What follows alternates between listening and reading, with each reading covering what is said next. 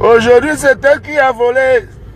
Ah, demain, c'est l'autre qui a volé. Oh. Ah, ils ont conçu sur le terrain de l'État. Ils ont conçu sur le terrain de l'État. Oh. Et ils se vantent qu'ils sont bénis. Oh. Aujourd'hui, c'est elle qui a volé. Ah, demain, c'est l'autre qui a volé. Oh. Ah, ils ont conçu sur le terrain de l'État. Ils ont conçu sur le terrain de l'État. Oh. Et ils se vantent qu'ils sont bénis. Oh. Et ils se vantent qu'ils sont bénis. Ils sont bénis. Oh. Ils se vantent qu'ils sont bénis. Ils se vantent qu'ils sont bénis. Allons, bénis. Les pauvres, il y a devant que oh, pauvre, il y a gâché le pays. Oh, pauvre, il y a ceci. Alors que si on vous met à la place de pauvre, vous allez couper les têtes des gens. Vous mettez pauvre, il y a devant que oh, pauvre, il y a gâché le pays. Oh, pauvre, il y a ceci. Alors que si on vous met à la place de pauvre, vous allez couper les têtes des gens. Si on vous met à la place de pauvre, vous allez couper les têtes des gens. Couper les têtes des gens. Couper les têtes des gens. Vous allez couper les têtes des gens. Pauvre, encore bien. Moi, je préfère pauvre que beaucoup de Camerounais. La vie de ma mère, je préfère pauvre que beaucoup de Camerounais. Parce qu'il y a des gens ici, que si on les met au pouvoir là, ils vont égorger les gens. Mes chers jeunes compatriotes, de ma position de chef de l'État, j'aperçois les signes d'un frémissement qui prouve que vous vous intéressez de plus en plus aux affaires publiques.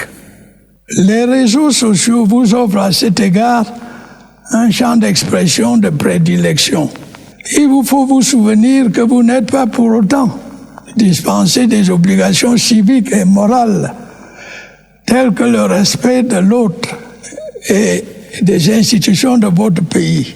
Soyez des internautes patriotes qui œuvrent au développement et au rayonnement du Cameroun, non des followers passifs ou des relais naïfs des pourfendeurs de la République. En 2019, comme vous le savez, notre pays accueillera la grande famille du football continental à l'occasion de la Coupe d'Afrique des Nations. Ce sera l'occasion, au-delà de l'aspect purement sportif, de faire profiter à nos hôtes de la chaleur de l'hospitalité camerounaise. Je n'ai nul doute que comme nos sportifs, nos populations sauront se montrer à la hauteur de l'événement et présenter le meilleur visage du Cameroun. Notre pays sera prêt pour cette grande fête de l'amitié. J'en ai pris l'engagement.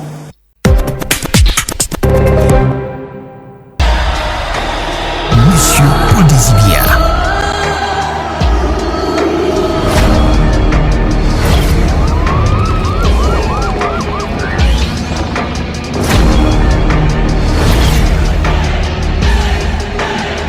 Merci de nous retrouver pour la seconde et dernière partie de cette émission. Vous êtes toujours sur Voice Radio, la fréquence 103.0 FM à Yaoundé.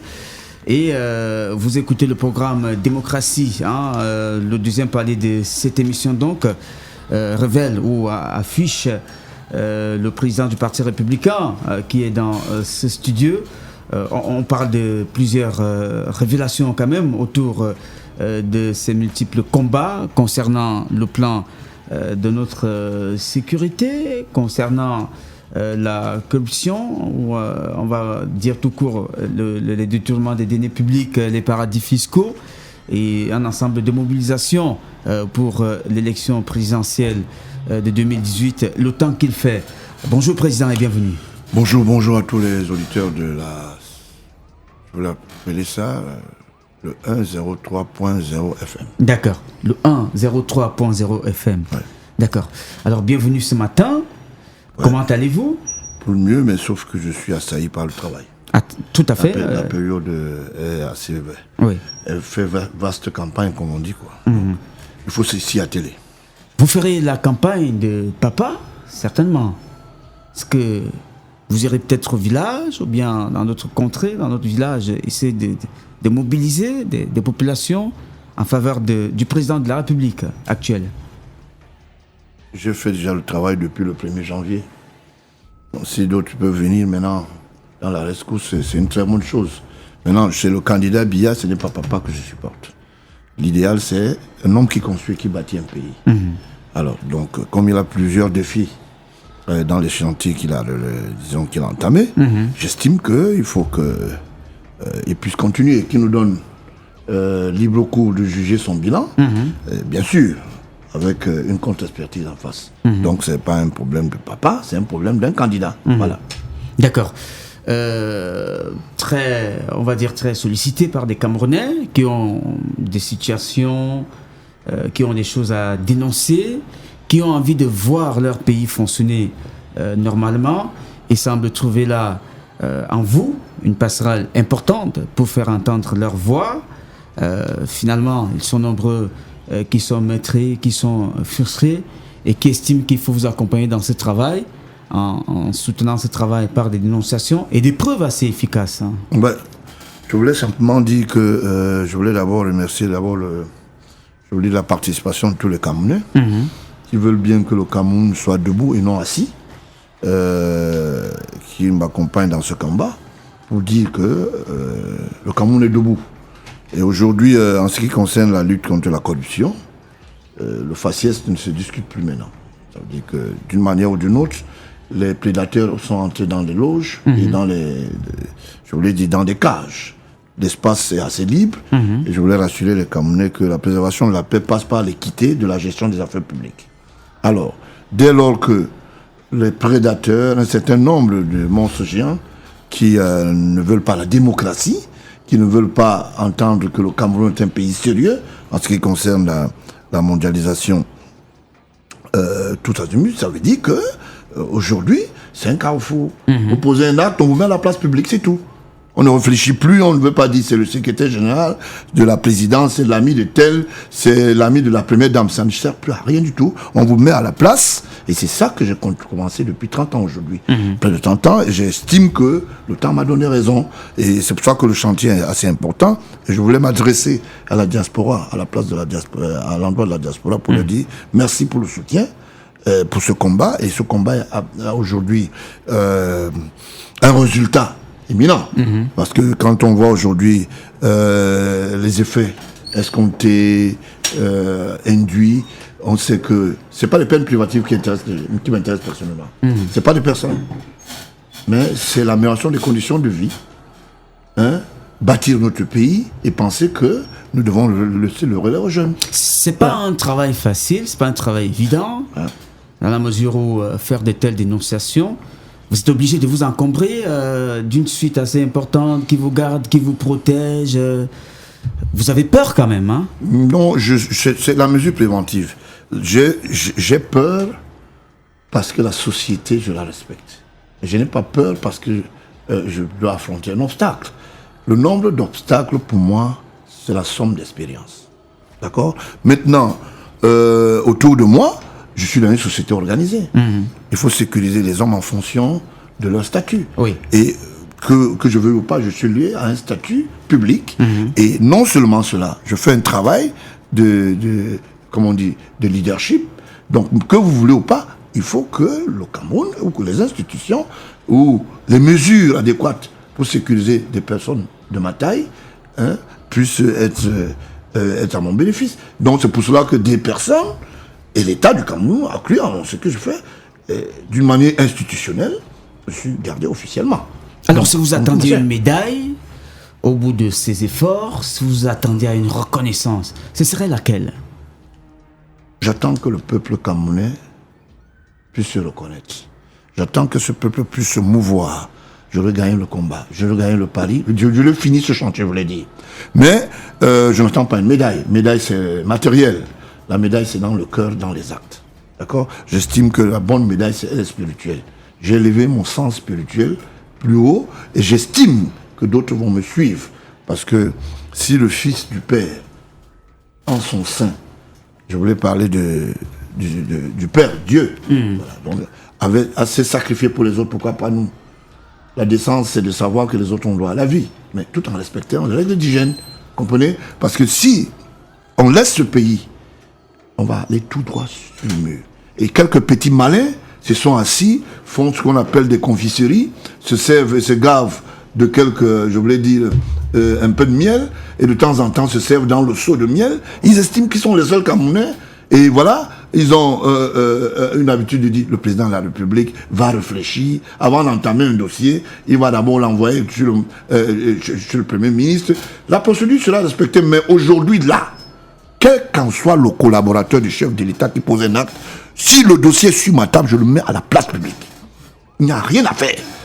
On a eu la période d'interpellation. J'ai été dans l'histoire de... comment on appelait, on avait laissé ça à l'époque, l'opération Antilope. J'ai été dans la lutte contre les prédateurs. Ça veut dire que le grand chantier de la corruption. Nous avons vu ce que ça donnait. Les gens vont en prison tous les jours, ils posent des actes, et au nom de ce que il y a une certaine indulgence beaucoup plus ecclésiastique, parce que tout le monde dit vraiment il faut. Ben non, c'est pas ça. Un pays doit être debout, ses institutions respectées. Donc je mets en garde quiconque va poser un acte pour dire je suis le frère de Paul Biya. Je te mets à la place publique. Et on verra bien comment, moi je n'aurai pas raison avec mes documents et mes preuves, et vous allez me dire que non, je dis non, c'est pas normal. Nous tous on peut le faire pour gâter, mais si on gâte pour qui? Nos enfants iront où? Est-ce qu'ils iront vivre dans d'autres pays? Ils ne vont pas choisir d'être des mauvais héritiers de ceux qui pensent qu'il faut être des réfugiés politiques. Vous dites qu'il faut s'écarter de la logique des clivages. Voilà. Les Camerounais ne doivent pas abandonner le Cameroun. Voilà, il ne faut pas abandonner le Cameroun, parce que le Cameroun nous appartient, et chacun a un devoir patriote. Et chacun doit poser, ce que je voulais dire souvent, chacun a un partant à poser pour construire notre pays. Celui qui va s'entêter pour des raisons de dire, voilà, je suis ceci, vous n'avez plus de chance, parce que ma JBC est assez pleine, je ne veux pas être souple. Je vais aller avec la vitesse événementielle en fonction de l'acte posé, la violence en face. Voilà. Alors, un ensemble de revendications, un ensemble de documents, on va le dire comme ça. C'est quoi épluché ce matin, même si peut-être on va élaborer un autre rendez-vous assez large et assez, effectivement, assez important pour épiloguer sur tout cela. Je voulais simplement dire ceci. On ne peut pas, dans un pays comme le nôtre, ne pas parler de l'histoire. Oui. Personne ne sait comment est-ce que le coup d'État de 84 s'est passé. C'est une histoire, il faut l'écrire. Et pour l'écrire, il faut des témoignages, il faut aller enquêter. Tout à fait. Comprenez? Il faut écouter Donc, des gens. il faut écouter les gens. Les acteurs. Et c'est normal. Parce que nous sommes en train d'écrire notre histoire, il faut l'archiver. Si nous, on n'avait pas trouvé une histoire ancienne, nous, on ne serait pas en train de nous battre aujourd'hui. D'accord? Donc, ça veut dire qu'il va falloir respecter l'histoire et l'écrire en tout temps, refusant de la tronquer. Parce que celui qui enlève un bout de ligne, comme on dit souvent, dans une histoire, a tué tout un pays, a tué toute une nation. Donc, j'estime que le coup d'État de 84, qui a eu lieu, il y a des officiers qui ont été sérieux à cette période. Et ça, je pourrais leur tirer le chapeau, parce que c'est des gens, même des hommes de troupe, qui ont eu l'idée de protéger la patrie.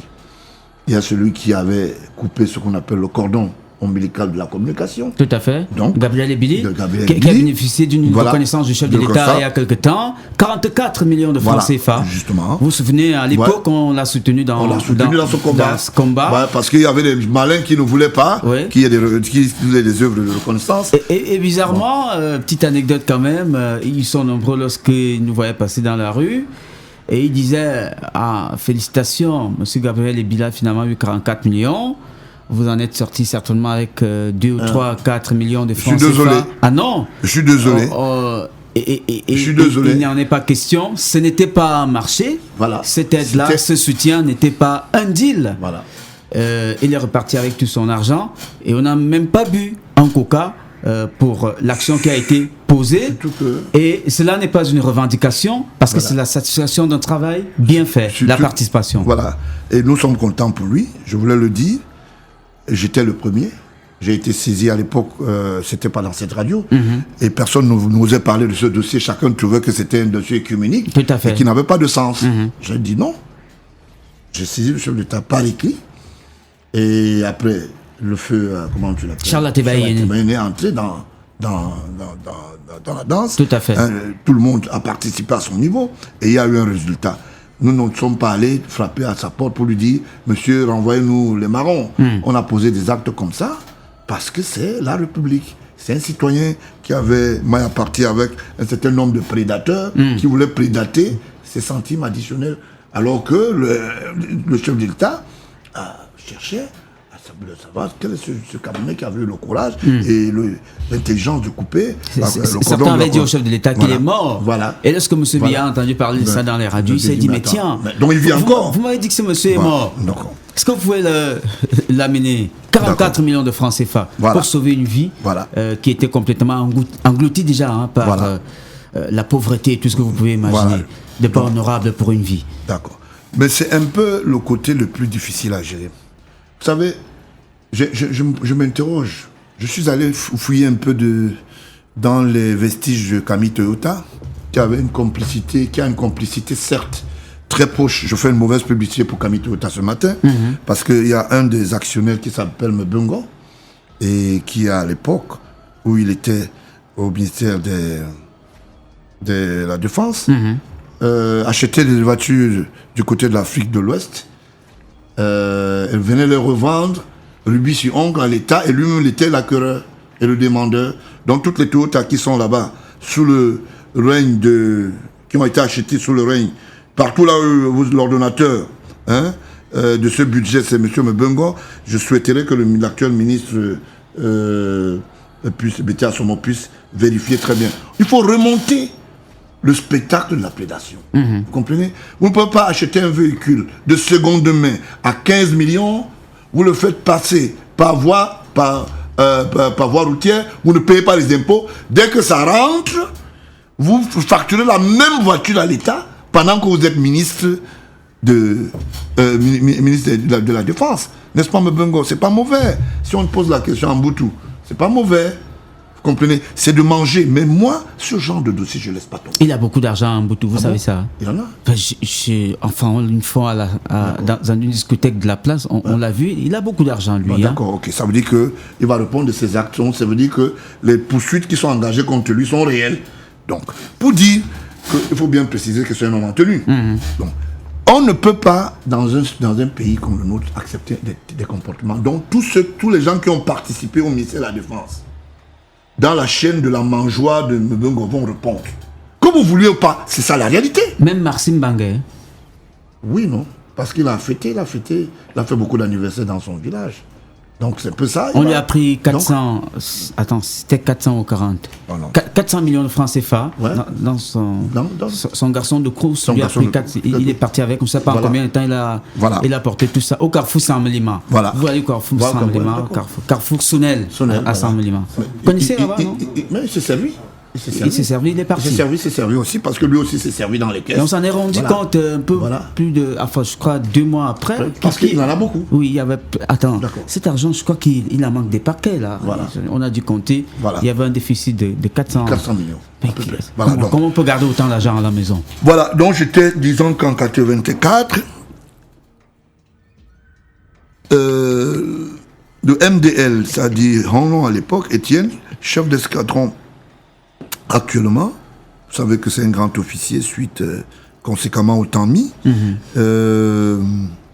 qui était dans l'événement de malheureux de 84, là où il a fait son bravoure, n'était pas très loin de Desancio.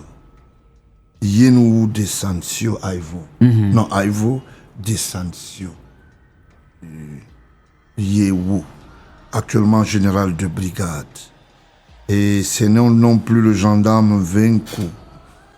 Dieu donné, j'espère qu'il vive encore.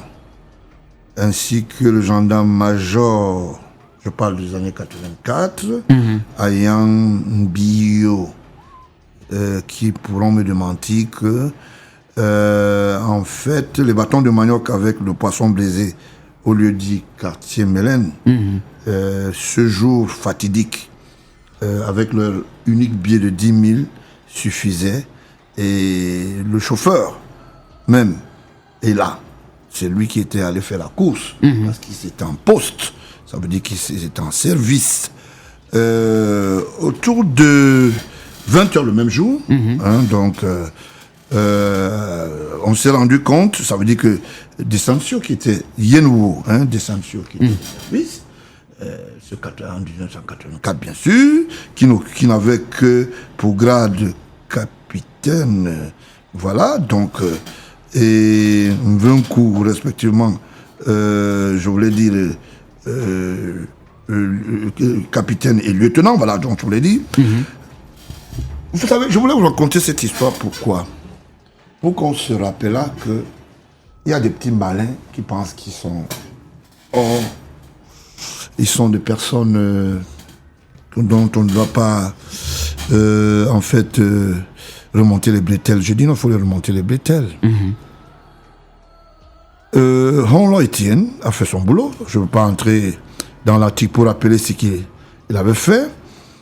Ces 3 bonhommes qui étaient venus, ça veut dire que c'était des commandos, et qui étaient venus et ils ont commencé à tressaillir l'espace. Ça veut dire qu'essayer de porter, de distraire, parce qu'en fait, c'était parsemé. D'autres attaquaient la radio, d'autres attaquaient le quartier général. Au même moment, tout se passait. Et on va se retrouver dans une histoire assez compliquée. Assez compliquée parce que à Yambio, un 20 coups, Dieu donné, voire un retraité, je voulais dire Bingandik, dont Daniel, dont je dis bonjour, pour le bon service rendu,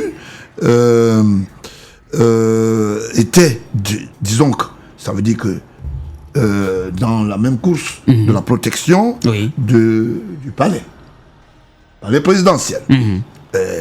À l'entrée de service avec, pour armement, un falot, ça veut dire que ils avaient des armes et un fusil MPM. Voilà, donc c'est un peu ça.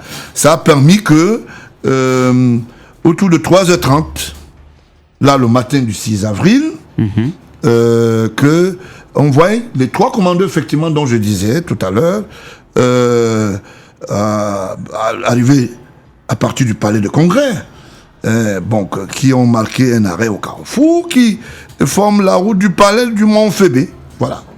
Le palais d'unité, immédiatement, ils ont rendu compte à Ivo, Desancio, qui était surveillant à l'époque. Vous savez, quand on est général de brigade, on mange un peu trop, mais quand on est quand même un capitaine, en pleine perspective, il y a des choses qu'on ne fait pas. Bon, à Ivo Desancio, disons que l'acteur général est allé sur le champ rendre compte. Donc, rendre compte à qui? Bon, on a fait croire que c'était le chef de l'État, c'était pas de ça qu'il s'agissait. C'était simplement qu'il devait rendre compte à son supérieur.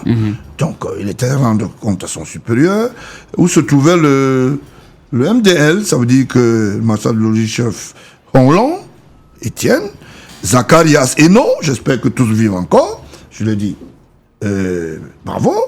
Donc, et à 3h40, 3 commandos démarrent et se dirigent vers le palais de l'unité. Seul le commando du milieu avait la veilleuse et ont foncé sur le palais présidentiel à l'entrée principale. Ce qui était bizarre. On a trouvé que c'était pas les gars qui étaient dans la rame. Ça veut dire que sûrement c'était pas un service autorisé. Donc, et autour de 3h49, 50 je vous l'ai dit, le commando en tête a foncé sur le portail.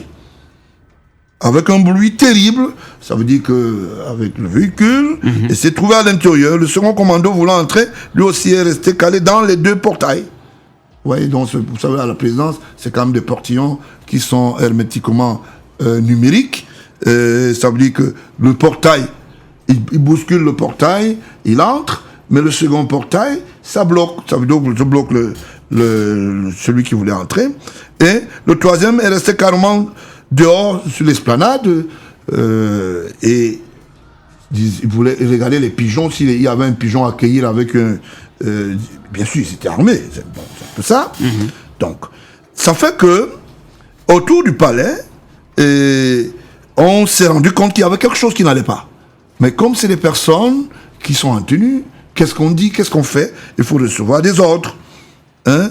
Bon, et l'autre qui est venu stationner, ça veut dire que juste qui avait été bloqué devant le palais, s'est rendu compte que il y a des gens qui sont en train de venir vers lui, et ce sont des personnes en tenue qui se posent des questions. Il y avait à l'époque un renforcement sérieux, la GP y était, et la direction de la sécurité présidentielle, et toute la minuterie cavaleresque de tous les services, que ce soit les services de renseignement, ces protection sont venus vers eux.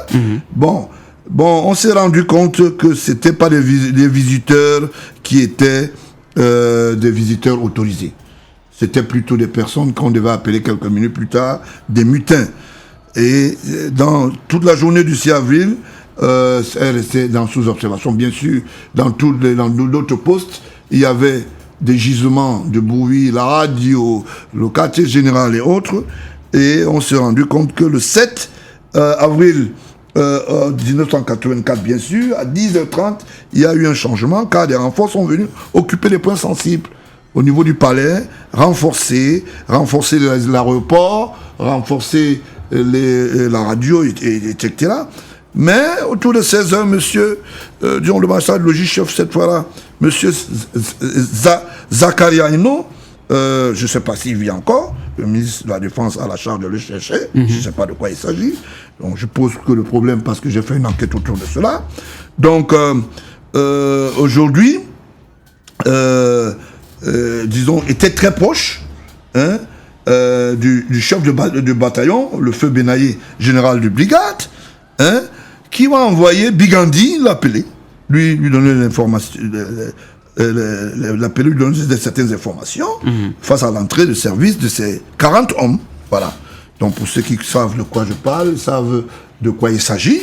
Donc, dans l'entrée de service, 3 fois, la sécurité a été rappelée à l'ordre. Le chef de bataillon, je vous l'ai dit, le commandant le CB, je vous l'ai dit, Benaya apparaît sur un endroit et a découvert, avait reconnu le soldat, je vous l'ai dit, cet ancien Begandi, qui était dans la Manche.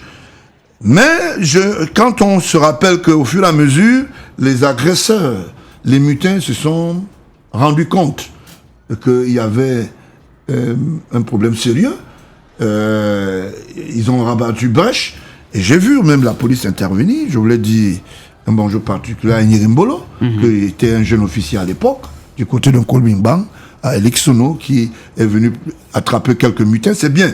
Mais maintenant, j'espère qu'il n'a pas changé depuis qu'il est au TCS. Ça, c'est encore bien, ça, petit frère. Pour dire que, il y a si vous n'êtes pas patriote, ceux-ci, en cette période, ont posé des actes nobles. Et ces actes doivent être revêtus, soit d'une mémoire décorative, soit de la reconnaissance de la République. Maintenant, ce n'est pas un plaidoyer. Il est question ici de la restitution de l'histoire. Beaucoup d'autres ont participé, chacun à son niveau, comprenez? Donc, du 5 au 12 avril, c'est-à-dire 7 jours après, le président Paul Biya a accordé 2 heures pour aller voir la famille. Vous comprenez que c'est un chef d'État très proche de ses troupes.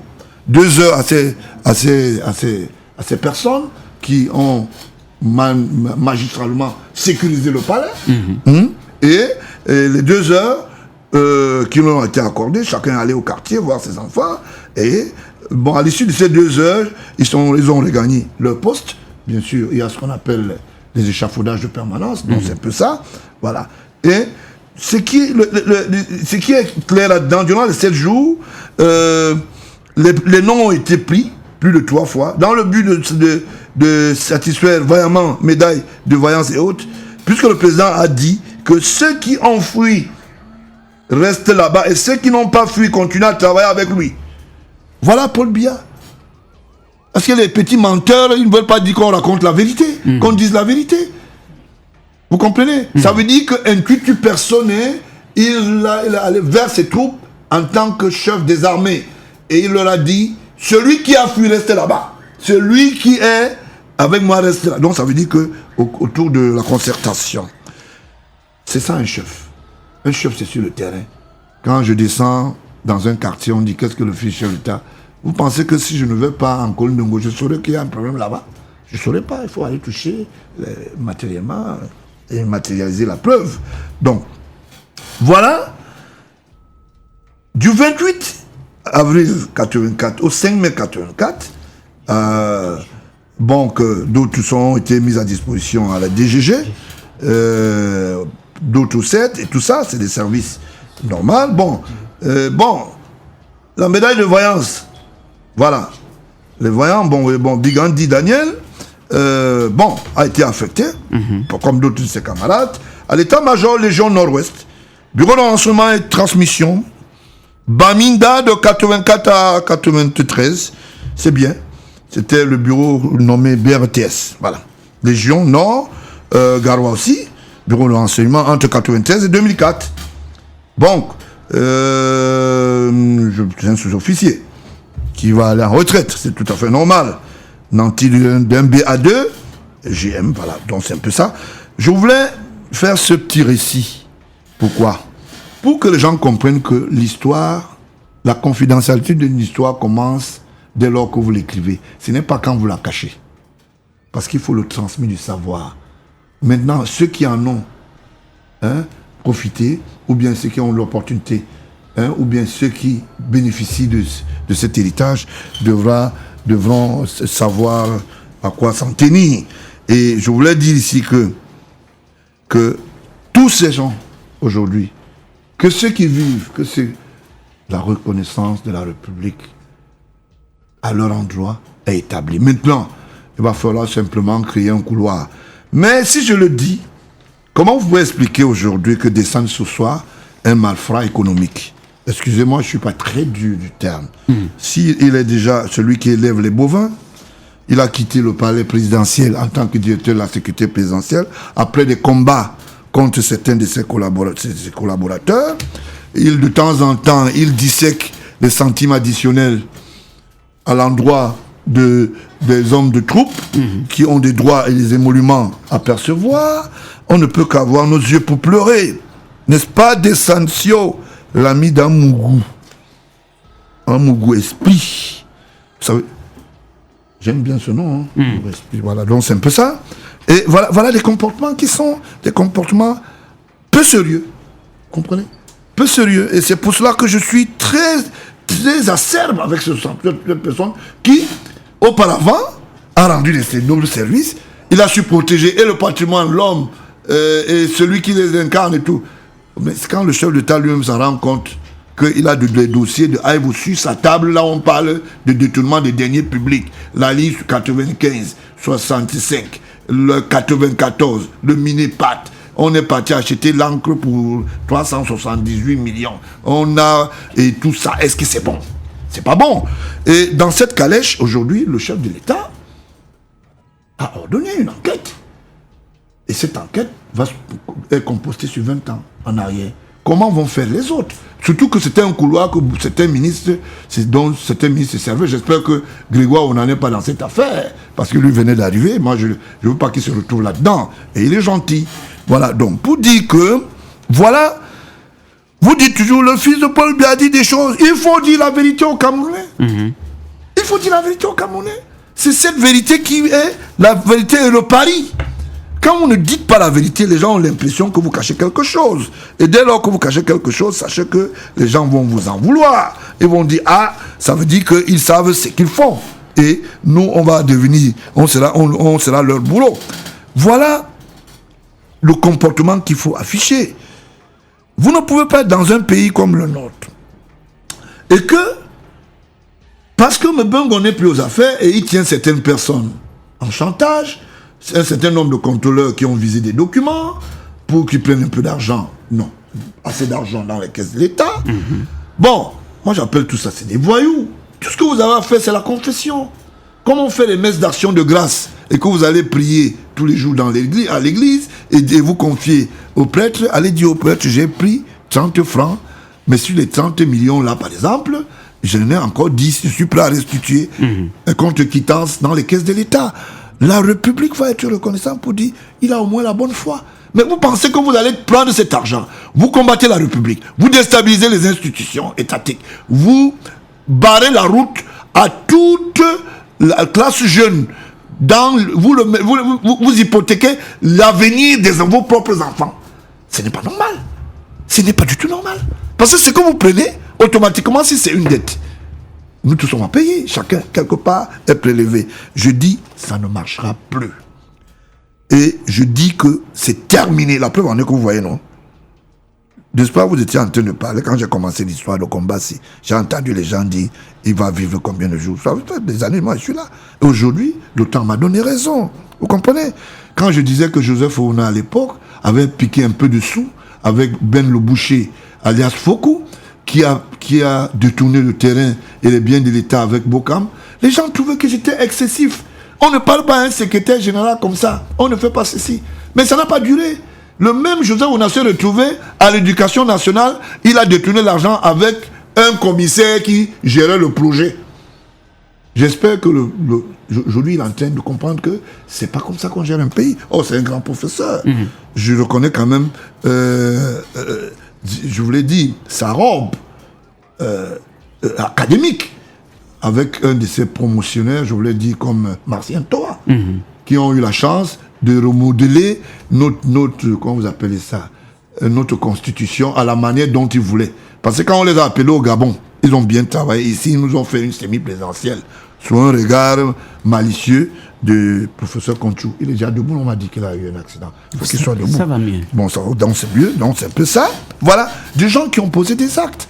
Il avait préféré à l'époque, quand je sortais cela dans un journal, il allait voir Maître Biolay, issu de justice, pour me servir une note pour dire qu'il veut le droit de réponse. On lui donne l'espace, il vient plutôt pour dire que vous ne savez pas que je travaille avec le chef de l'État. Mais aujourd'hui, le voilà mis à la porte. Vous avez vu ce qui s'est passé, par exemple, au niveau de la FECAFOOT, quand elle a géré la commission. Quand elle a voulu entrer dans l'ascenseur avec, comment vous appelez ça, cet étranger, c'était celui, l'ancien président de la FIFA. Je crois que c'est lui qui devait être reçu par le chef de l'État. Cette Blatter, on lui a remonté les bulletins en lui disant, l'ascenseur, là, ce n'est pas bon maintenant. Tu attends, avec ton mouchoir, et tu essuies un peu la sueur. Voilà la réalité.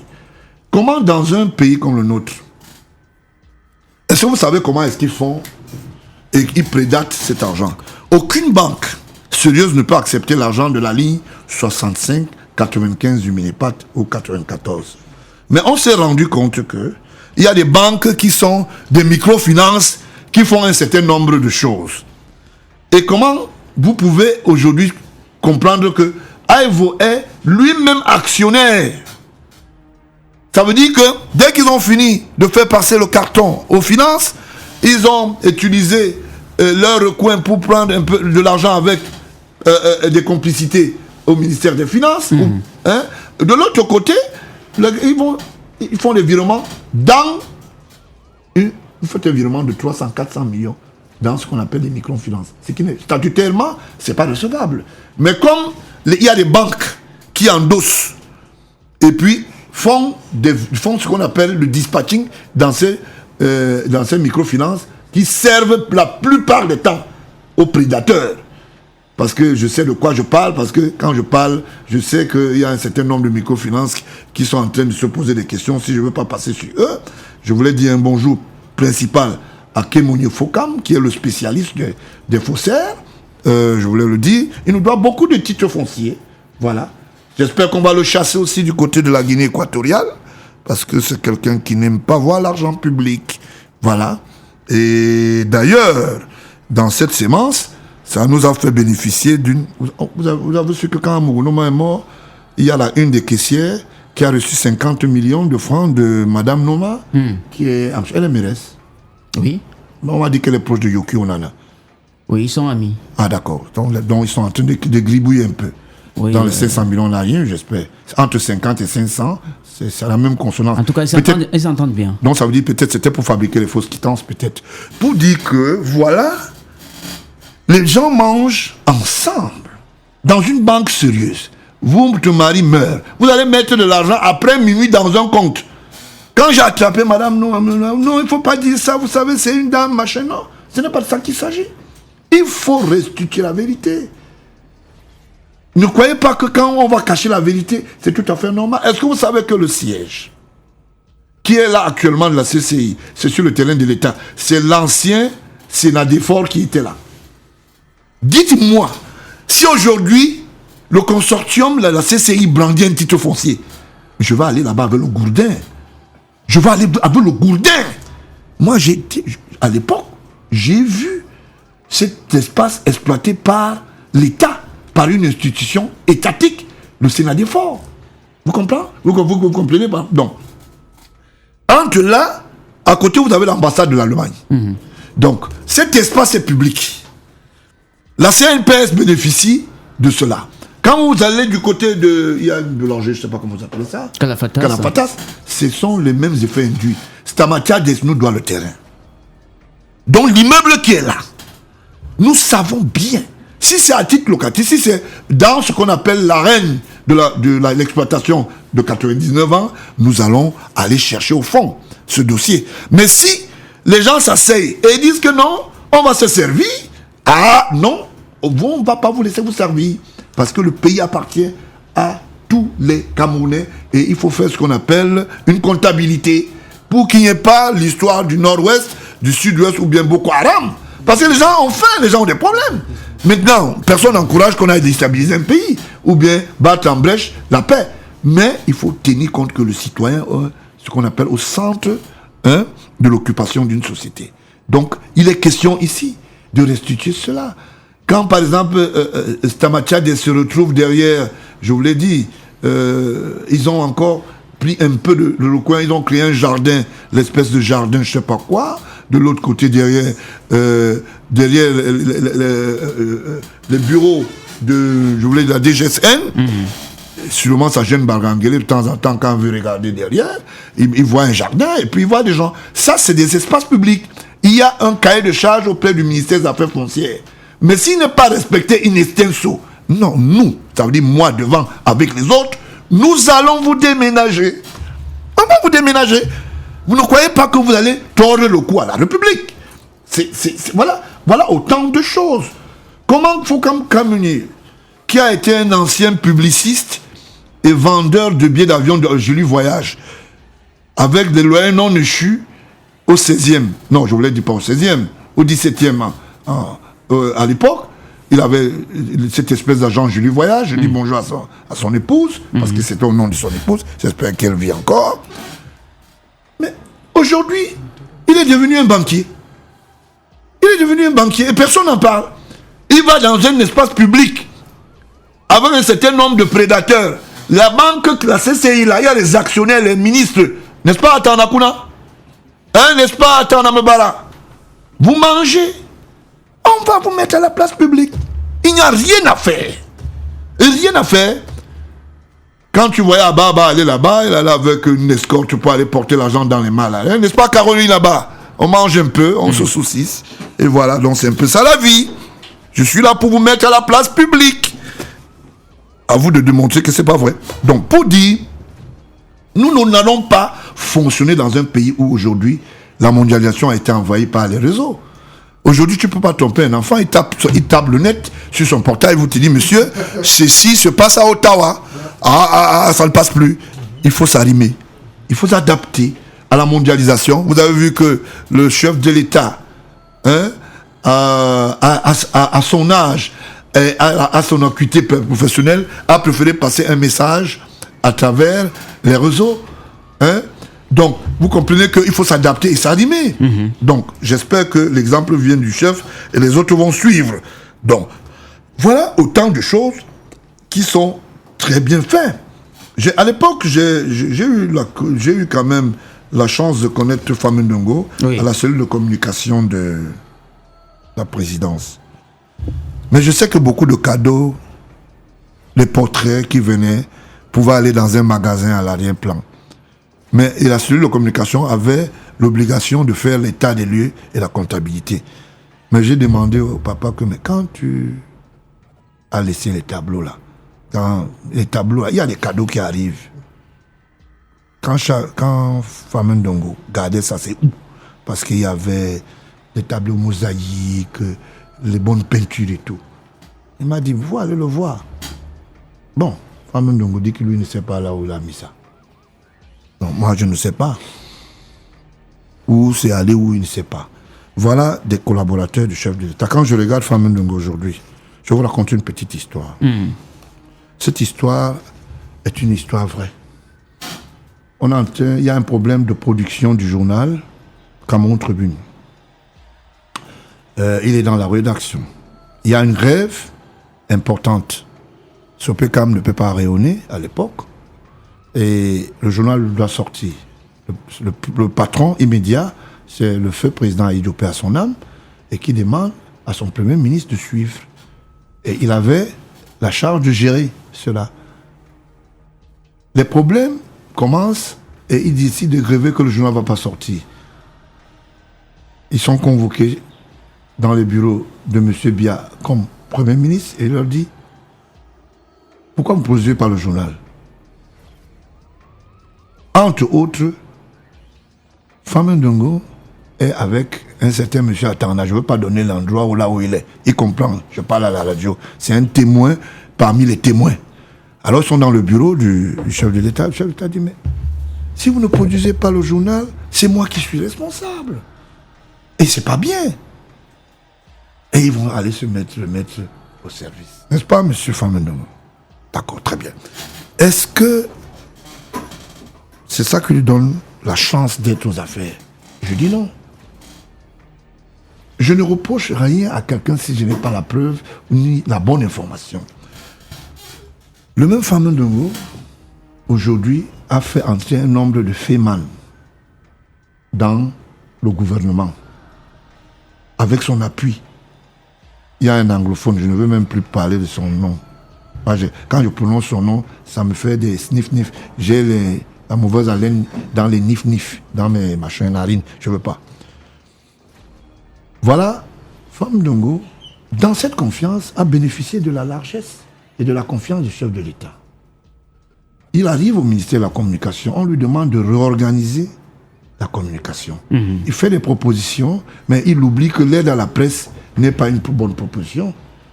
L'épée de Damoclès est déposée jusqu'à date sur la communication camerounaise parce qu'on n'a pas une diction structurelle juridique qui parle d'entreprise de communication.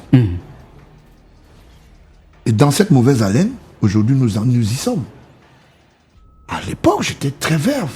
Père son âme, Kaufmann, nous, on disait non, on n'était pas d'accord. Et on était en train de dénoncer toujours là pour dire non, il faut que la presse soit libre et que cette presse accompagne les institutions étatiques. On s'est rendu compte qu'il a voulu créer, ils ont eu une petite auberge, une aubaine. Quand il a senti que la presse se mettait ensemble, ils ont créé ce qu'on appelle, comment vous appelez, c'est l'organe qui contrôle quoi? Les journaux, là où il y a c'était Singapore. Mais sa presse? Non. C'était une institution, c'était Singapore ou bien... Non, c'était pas Singapore. C'était... ça va me revenir, l'ancien président de l'Assemblée, à l'époque, comment on l'appelle. Ça va me revenir.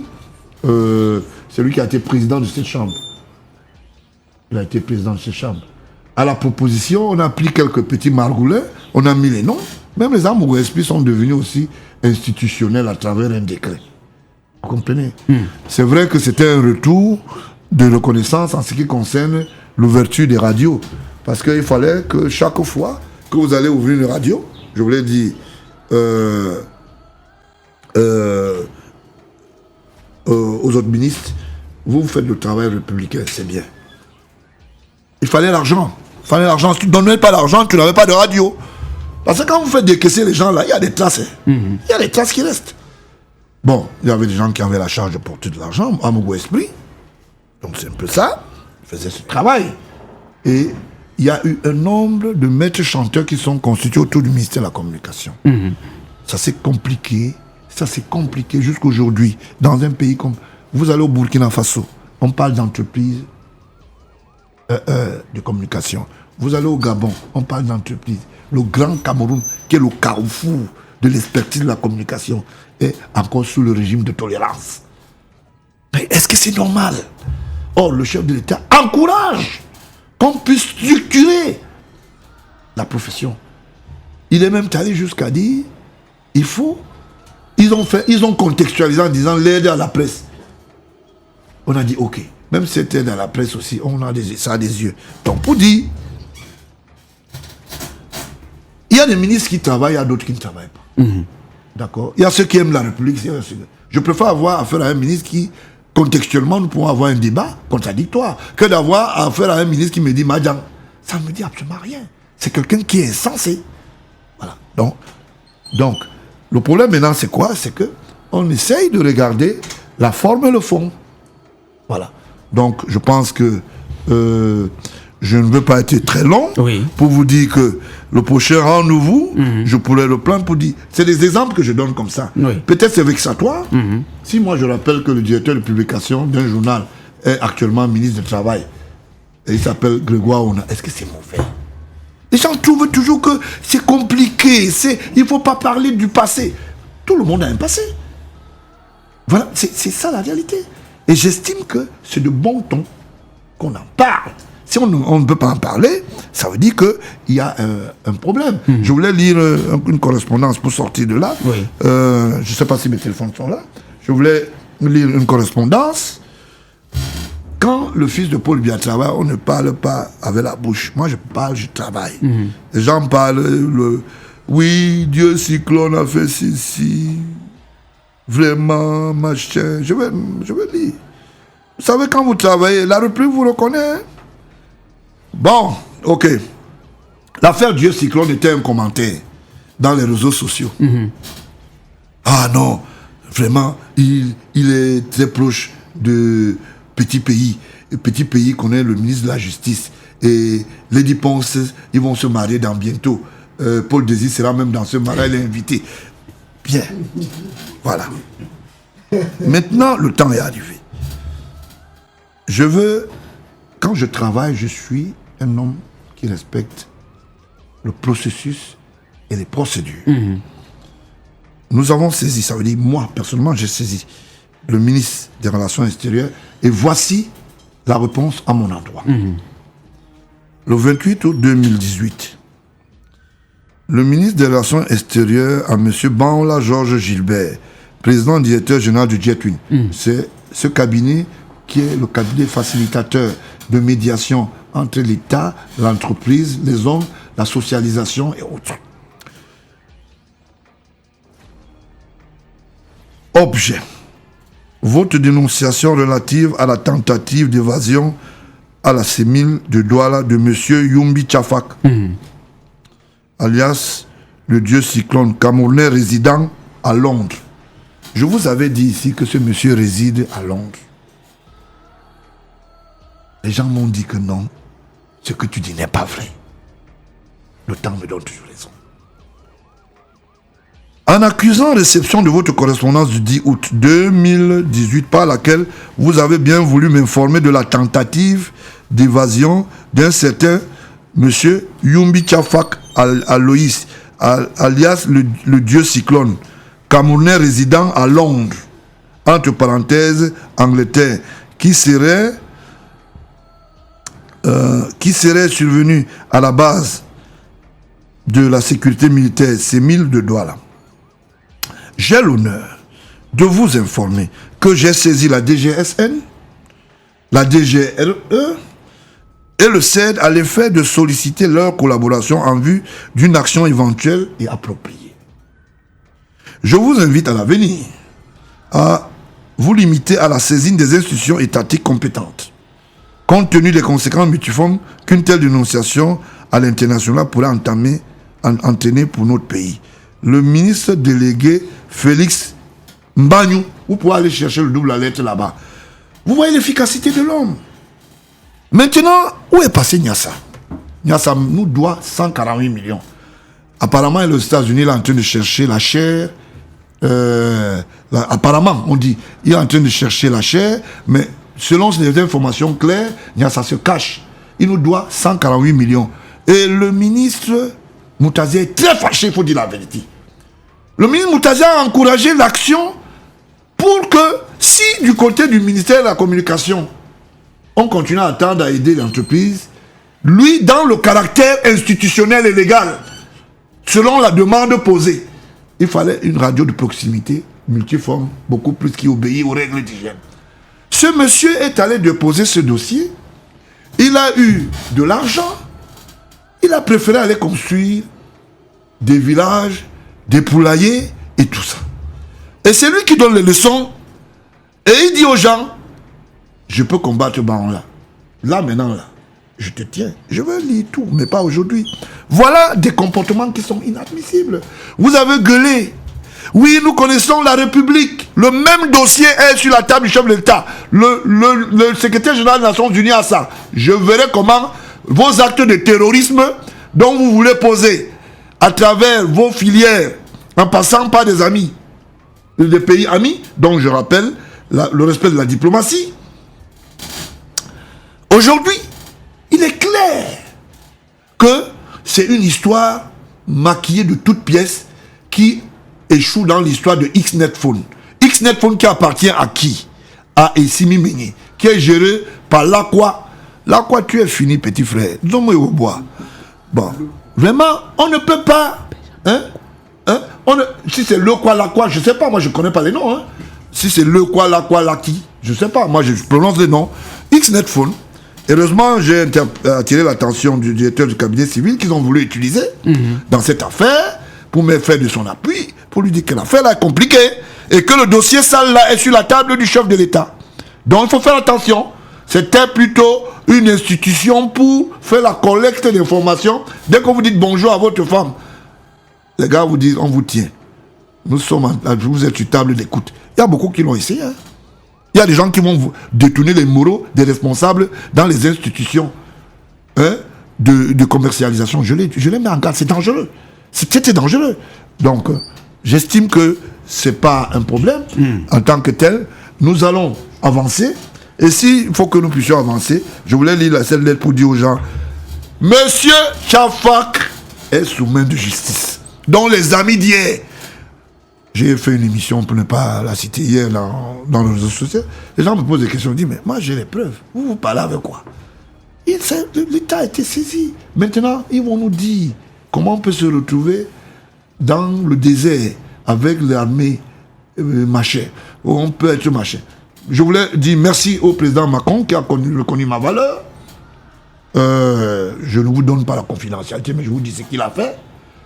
Il a dit et il a impulsé auprès de l'État malien, du Niger, pour lui dire continuez à renforcer la lutte contre le terrorisme.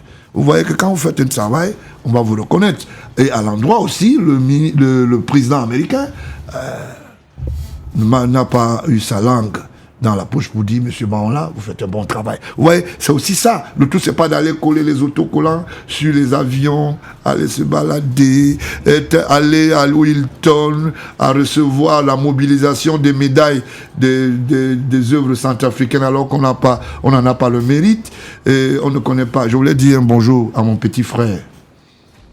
Vous savez qui? Dites-nous. Toudera. Voilà. Toudera, c'est un petit frère, il n'a pas mon âge. Maintenant, nous, on a partagé des plats très proches.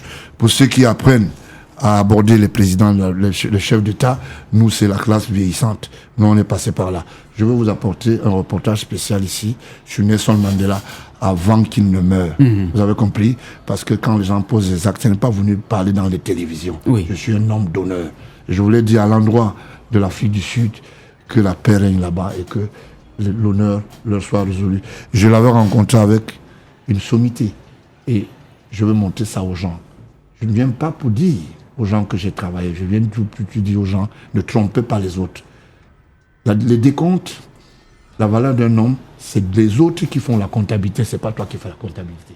Mais j'ai continué de constater que les gens vont se filmer avec les ministres, même dans les fêtes d'anniversaire des enfants, et se mettre en vrai. Je voulais rappeler à ces ministres que c'est dangereux d'être avec des voyous qui vendent très mal votre image, parce que l'histoire vous appartient à vous, par votre évaluation intrinsèque, mais elle appartient à votre pays. D'autres ont travaillé avant, ils ne crient pas sur les girons. J'ai vu le commissaire du 8e m'a dit de transmettre son bonjour quand j'entrais en studio ici. Ah d'accord, et que il y a un certain voleur de micro. Oui. C'est dans les circonstances que j'ai reconnu, voleur de micro. Donc, c'est pas bon. Il avait été livré. Je n'ai pas voulu un micro. Et je demande à Ariane TV de garder le calme. C'est aussi ça. Il avait confondu ça avec une pylône. D'accord. Je peux partir, non? Merci beaucoup. Au revoir. Portez-vous bien. Allez, on va poursuivre tout de suite avec nos programmes. C'est quoi le programme qui vous sera présenté par une ravissante fille, c'est une Camerounaise, bien intelligente et vaillante. Portez-vous bien et passez une excellente journée à l'écoute de nos programmes. Retrouvez cette émission sur YouTube à travers le lien TVG. J'ai pas dit TGV, j'ai dit TVG. Vous tapez ça sur YouTube, vous aurez la possibilité de revivre cette émission. Tchèque Amzalek a été là pour la prise d'image. Serge Guichonvé sur la console des ordinateurs pour la mise en onde et la production de cette émission. On va également dire merci à Dieudonné Akpe, Jean-Marie Amayene et Yannick Atiba qui étaient nos assistants de production. Je m'appelle Paul Dizibia. Excellente suite des programmes sur votre chaîne de radio.